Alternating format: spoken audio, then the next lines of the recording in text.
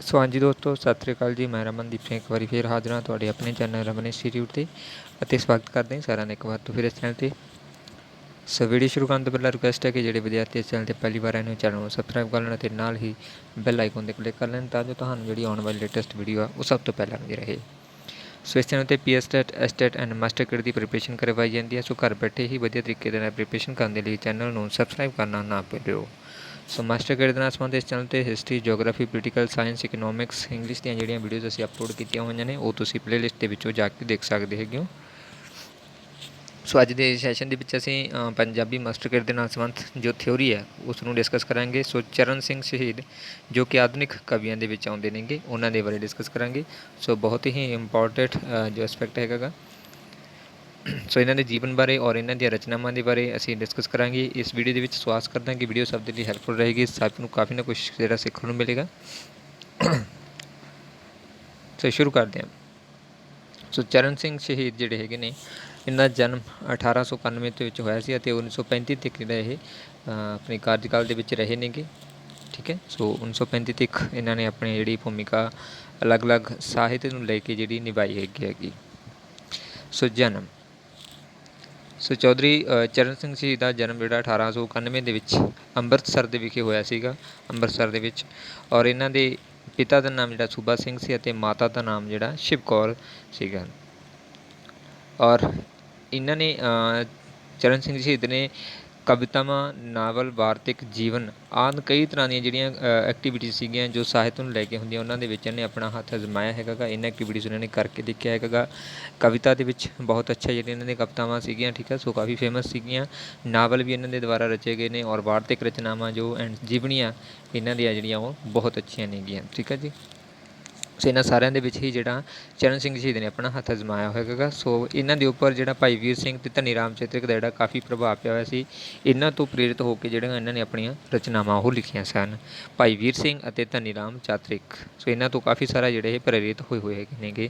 ਸੋ ਜੀਵਨ ਸੋ ਇਹਨਾਂ ਨੇ ਖਾਲਸਾ ਸਮਾਚਾਰ ਦੇ ਵਿੱਚ ਸੰਨ 1906 ਦੇ ਵਿੱਚ ਜਿਹੜੀ ਨੌਕਰੀ ਵੀ ਕੀਤੀ ਸੀਗੀ। ਔਰ 1911 ਦੇ ਵਿੱਚ ਸ਼ਹੀਦ ਨਾਂ ਦਾ ਇਹਨਾਂ ਨੇ ਅਖਬਾਰ ਕੱਢਿਆ ਸੀ ਜਿਸ ਦੇ ਨਾਮ ਦੇ ਉੱਪਰ ਹੀ ਇਹਨਾਂ ਦੇ ਮਗਰਲੀ ਸਾਈਡ ਦੇ ਉੱਪਰ ਜਿਹੜਾ ਨਾਮ ਕਹਿ ਸਕਦੇ ਹਾਂ ਸ਼ਹੀਦ ਉਹ ਲਿਖਿਆ ਹੋਇਆ ਹੈਗਾ, ਉਹ ਇਸੇ ਦੇ ਨਾਮ ਦੇ ਉੱਪਰ ਪਿਆ, ਠੀਕ ਹੈ। ਜੋ ਸ਼ਹੀਦ ਨਾਂ ਦਾ ਅਖਬਾਰ ਸੀਗਾ ਜੋ ਕਿ 1911 ਦੇ ਵਿੱਚ ਕੱਢਿਆ ਗਿਆ ਸੀ ਇਹਨਾਂ ਦੇ ਦੁਆਰਾ। ਔਰ ਭਾਈ ਕਾਹਨ ਸਿੰਘ ਅਤੇ ਗਿਆਨੀ ਗਿਆਨ ਸਿੰਘ ਦੇ ਸੰਪਰਕ ਦੇ ਵਿੱਚ 1922 ਦੇ ਵਿੱਚ ਆਏ ਸੀਗੇ। ਉਹਨਾਂ ਤੋਂ ਵੀ ਇਹਨਾਂ ਨੇ ਕਾਫੀ ਕੁਝ ਜਿਹੜਾ ਗ੍ਰਹਿਣ ਕੀਤਾ, ਉਹਨਾਂ ਤੋਂ ਸਿੱਖਿਆ ਇਹਨਾਂ ਨੇ। ਔਰ ਇਸੇ ਸਾਲ ਦੇ ਵਿੱਚ ਇਹਨਾਂ ਨੇ ਜਥੇਦਾਰ ਸਪਤਾਹਿਕ ਨਾਂ ਦਾ ਇੱਕ ਪੱਤਰ ਵੀ ਕੱਢਿਆ ਸੀ ਅਤੇ ਗੁਰੂ ਖਾਲਸਾ ਪ੍ਰੈਸ ਦੇ ਵਿੱਚ ਇਹਨਾਂ ਨੂੰ ਜਿਹੜਾ ਚਲਾਇਆ ਗਿਆ ਸੀਗਾ। ਜਥੇਦਾਰ ਸਪਤਾਹਿਕ ਨਾਂ ਦਾ ਪੱਤਰ ਹੈ ਅਤੇ ਗੁਰੂ ਖਾਲਸਾ ਜਿਹੜੀ ਪ੍ਰੈਸ ਉਹ ਵੀ ਇਹਨਾਂ ਨੇ ਚਲਾਈ ਹੈਗੀ। ਔਰ 1923 ਤੋਂ 24 ਦੇ ਵਿੱਚ ਸ਼੍ਰੀ ਗੁਰੂ ਗ੍ਰੰਥ ਸਾਹਿਬ ਜੀ ਦੀ ਸਫਰੀ ਬੀੜ ਵੀ ਇਹਨਾਂ ਦੇ ਦੁਆਰਾ ਜਿਹੜੀ ਉਹ ਛਾਪੀ ਗਈ ਸੀਗੀ 1923-24 ਦੇ ਵਿੱਚ। ਔਰ ਸੰਨ 1926 ਦੇ ਵਿੱਚ ਆਪ ਨੇ ਜਿਹੜਾ ਮੌਜੀ ਹਫ਼ਤਾਵਾਰੀ ਪੱਤਰਕਾਰ ਜਿਹੜਾ ਜਾਰੀ ਕੀਤਾ ਅਤੇ ਸੰਨ 1926 ਦੇ ਵਿੱਚ ਹੰਸ ਮਾਸਿਕ ਪੱਤਰ ਜਿਹੜਾ ਕੱਢਿਆ ਜਿਸ ਨੂੰ ਕਿ ਪੈਸੇ ਦੀ ਕਮੀ ਹੋਣ ਕਾਰਨ ਬਾਅਦ ਦੇ ਵਿੱਚ ਇਹਨਾਂ ਨੂੰ ਬੰਦ ਵੀ ਕਰਨਾ ਪਿਆ ਸੀ। ਕਾਫੀ ਸਾਰੀਆਂ ਜਿਹੜੇ ਪ੍ਰਕਾਸ਼ਨ ਔਰ ਕਾਫੀ ਸਾਰੀਆਂ ਜਿਹੜੀਆਂ ਪ੍ਰੈਸਾਂ ਦੇ ਵਿੱਚ ਇਹਨਾਂ ਨੇ ਕੰਮ ਕੀਤਾ ਹੈਗਾ ਗਾ। ਅਲੱਗ-ਅਲੱਗ ਜਿਹੜੀਆਂ ਇਹਨਾਂ ਨੇ ਸਾਹਿਤ ਦੇ ਵਿੱਚ ਆਪਣੇ ਰੋਲ ਅਦਾ ਕੀਤਾ ਹੈ। ਸੋ ਬਹੁਤ ਸਾਰੇ ਜਿਹੜੇ ਵਰਕ ਇਹਨਾਂ ਨੇ ਆਪਣੇ ਵੱਲੋਂ ਕੀਤੇ ਹੈਗੇ ਨੇ।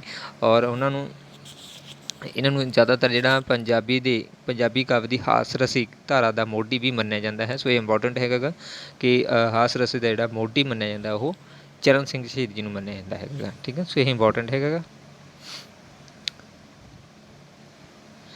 ਸੋ ਆਪਣੇ ਗੰਭੀਰ ਵਿਸ਼ਿਆਂ ਦੇ ਉੱਪਰ ਜਿਵੇਂ ਕਿ ਸ਼ਹੀਦ ਅਤੇ ਹਲਕੇ ਫੁਲਕੇ ਵਿਸ਼ਿਆਂ ਦੇ ਉੱਪਰ ਮਹਾਂਕਵੀ ਜਿਹੜਾ ਸੁਥਰਾ ਉਹਨਾਂ ਦੇ ਨਾਮ ਹੇਠ ਆਪਣੀਆਂ ਜਿਹੜੀਆਂ ਕਵਿਤਾਵਾਂ ਉਹ ਰਚੀਆਂ ਹੈਗੀਆਂ ਨੇ। ਸ਼ਹੀਦ ਨਾਮ ਦਾ ਵੀ ਇਹਨਾਂ ਦਾ ਇੱਕ ਅੱਛਾ ਜੋ ਰਚਨਾ ਸੀ ਜਿਹਦੇ ਵਿੱਚ ਕਾਫੀ ਗੰਭੀਰ ਮਸਲਿਆਂ ਨੂੰ ਲੈ ਕੇ ਵਿਆਖਿਆ ਕੀਤੀ ਜਾਂਦੀ ਸੀ, ਉਹਨਾਂ ਦੇ ਬਾਰੇ ਵਿਚਾਰ ਜਿਹੜੀ ਚਰਚਾ ਕੀਤੀ ਜਾਂਦੀ ਸੀ ਕਵਿਤਾ ਦੇ ਥਰੂ।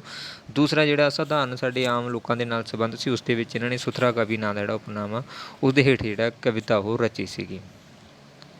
ਔਰ ਆਪਣੀਆਂ ਜਿਹੜੀਆਂ ਕਵਿਤਾਵਾਂ ਦੇ ਲਈ ਜ਼ਿਆਦਾਤਰ ਇਹਨਾਂ ਨੇ ਸੁਥਰਾ ਨਾਮ ਉਪਨਾਮ ਜਿਹੜਾ ਵਰਤਿਆ ਹੈ। ਸੋ ਜਿੰਨੀਆਂ ਵੀ ਤਕਰੀਬਨ ਇਹਨਾਂ ਦੀਆਂ ਕਵਿਤਾਵਾਂ ਨੇ ਜ਼ਿਆਦਾਤਰ ਸੁਥਰਾ ਨਾਮ ਉਪਨਾਮ ਦੇ ਲਈ ਵਰਤੀਆਂ ਗਈਆਂ ਨੇਗੀਆਂ।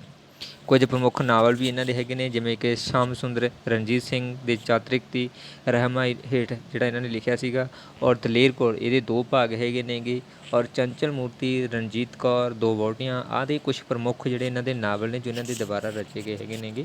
ਔਰ ਆਪ ਨੂੰ ਜਿਹੜਾ ਪਟਿਆਲਾ ਸਰਕਾਰ ਦੇ ਵੱਲੋਂ ਰਾਜ ਕਵੀ ਹੋਣ ਦਾ ਸ਼ਾਹੀ ਸਨਮਾਨ ਵੀ ਮਿਲਿਆ ਹੋਇਆ, ਇੰਪੋਰਟੈਂਟ ਹੈ। ਸੋ ਕਵੀ ਹੋਣ ਦਾ ਜਿਹੜਾ ਸ਼ਾਹੀ ਕਵੀ ਹੋਣ ਦਾ ਜਿਹੜਾ ਸਨਮਾਨ ਇਹਨਾਂ ਨੂੰ ਪ੍ਰੋਵਾਈਡ ਕੀਤਾ ਗਿਆ ਪਟਿਆਲਾ ਸਰਕਾਰ ਦੇ ਵੱਲੋਂ।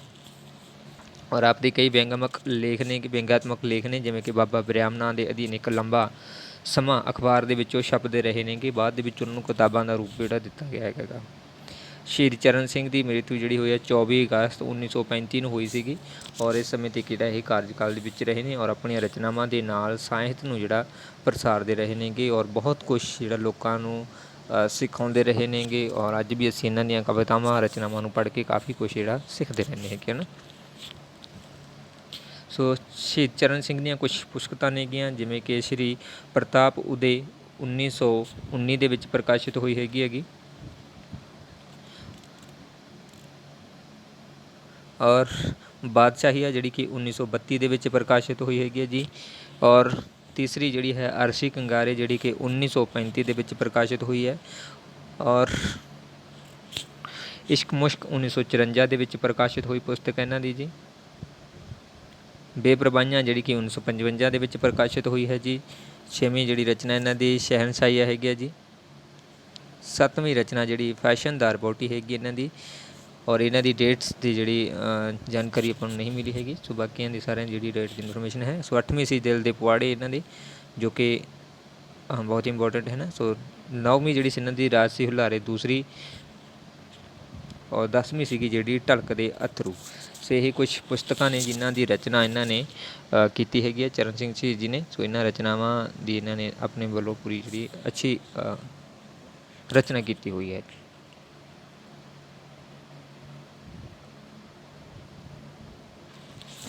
ਸੋ ਇਹ ਰਚਨਾਵਾਂ ਨੇ ਜਿਹੜੀਆਂ ਕਿ ਉਹਨਾਂ ਨੇ ਵੱਖ-ਵੱਖ ਸਮੇਂ ਦੇ ਉੱਪਰ ਲਿਖੀਆਂ ਹੈਗੀਆਂ ਨੇਗੀਆਂ, ਠੀਕ ਆ। ਕਾਫੀ ਇੰਟਰਸਟਿੰਗ ਨੇ, ਕਾਫੀ ਵਧੀਆ ਨੇਗੀਆਂ। ਸੋ ਇਹਨਾਂ ਨੂੰ ਪੜ੍ਹਨਾ ਜ਼ਰੂਰ ਹੈਗਾ, ਠੀਕ ਆ। ਹੁਣ ਇਹਨਾਂ ਦੀ ਜਿਹੜੀ ਡਿਟੇਲ ਆ ਉਹ ਵੀ ਅਸੀਂ ਨਾਲ ਕਰਨੀ ਹੈਗੀ ਹੈ। ਸੋ ਨੈਕਸਟ ਪਾਰਟ ਦੇ ਵਿੱਚ ਅਸੀਂ ਗੱਲ ਕਰਦੇ ਹਾਂ ਕਿ ਇਹਨਾਂ ਕਿਤਾਬਾਂ ਦੇ ਬਾਰੇ ਡਿਟੇਲ ਦੇ ਵਿੱਚ। ਸੋ ਜੋ ਪ੍ਰਮੁੱਖ ਕਿਤਾਬਾਂ ਨੇ, ਸੋ ਪਹਿਲੀ ਕਿਤਾਬ ਜਿਹੜੀ ਇਹਨਾਂ ਦੀ ਬਾਦਸ਼ਾਹੀਆ ਸੀਗੀ 1932 ਦੇ ਵਿੱਚ ਪ੍ਰਕਾਸ਼ਿਤ ਹੋਈ ਸੀਗੀ।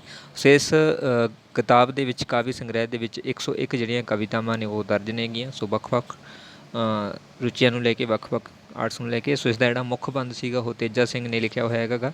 ਇਹ ਵੀ ਇੰਪੋਰਟੈਂਟ ਹੈ ਕਿ ਕਈ ਵਾਰ ਪੁੱਛ ਲਿਆ ਜਾਂਦਾ ਹੈ ਕਿ ਬਾਦਸ਼ਾਹੀਆਂ ਜਿਹੜੀ ਕਿਤਾਬ ਹੈ ਕਾਵਿ ਸੰਗ੍ਰਹਿ ਹੈ, ਉਸ ਦੇ ਵਿੱਚ ਉਸ ਦਾ ਮੁੱਖ ਬੰਦ ਕਿਸ ਦੇ ਦੁਆਰਾ ਲਿਖਿਆ ਗਿਆ, ਤਾਂ ਤੇਜਾ ਸਿੰਘ ਦੇ ਦੁਆਰਾ ਇਸ ਨੂੰ ਜਿਹੜਾ ਰਚਿਆ ਗਿਆ ਸੀਗਾ।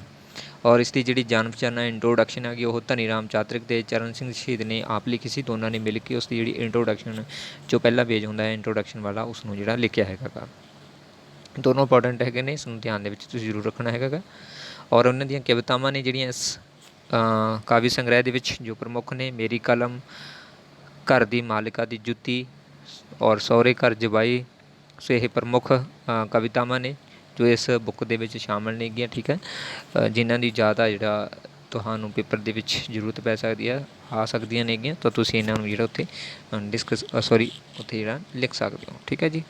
ਸੋ ਨੈਕਸਟ ਬੁੱਕ ਹੈਗੀ ਹੈ ਇਸ਼ਕ ਮੁਸ਼ਕ। ਸੋ ਇਸ਼ਕ ਮੁਸ਼ਕ ਬੁੱਕ ਦੇ ਵਿੱਚ ਜਿਹੜਾ 23 ਕਵਿਤਾਵਾਂ ਉਹ ਦਰਜ ਨੇਗੀਆਂ। ਸੋ ਕਾਵਿ ਸੰਗ੍ਰਹਿ ਹੈਗਾ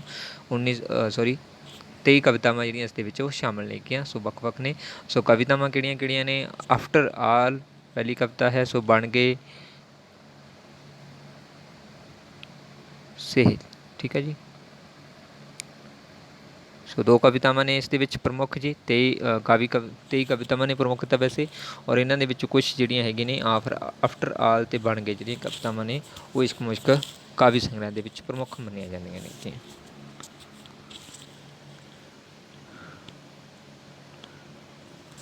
ਨੈਕਸਟ ਹੈਗੀ ਕਣਕੀ ਧਰ ਕੌਤਕ। ਸੋ ਇਸ ਪੁਸਤਕ ਦੇ ਵਿੱਚ ਰਾਜਾ ਫਤਿਹ ਚੰਦ ਅਤੇ ਉਸ ਦੀ ਰਾਣੀ ਦੀ ਗੁਰੂ ਗੋਬਿੰਦ ਸਿੰਘ ਜੀ ਦੇ ਨਾਲ ਬਚਪਨ ਵਿੱਚ ਪਏ ਵਿਛੋੜ ਦੀ ਬਿਲਵਲਤਾ ਅਤੇ ਰਾਜਾ ਸਿਵਦਤਾ ਦੀ ਅਰਜ਼ੋਈ ਉੱਤੇ ਲਿਖੀ ਇੱਕ ਲੰਬੀ ਕਵਿਤਾ ਹੈਗੀ ਹੈ, ਜੋ ਕਿ ਧਾਰਮਿਕ ਰੰਗ ਵਾਲੀ ਹੈ, ਸ਼ਰਧਾ ਵਾਲੀ ਹੈ, ਪ੍ਰੇਮ ਵਾਲੀ ਹੈ ਅਤੇ ਕੁਰਬਾਨੀ ਦਾ ਜਿਹੜਾ ਪ੍ਰਤੀਕ ਮੰਨੀ ਜਾਂਦੀ ਹੈ।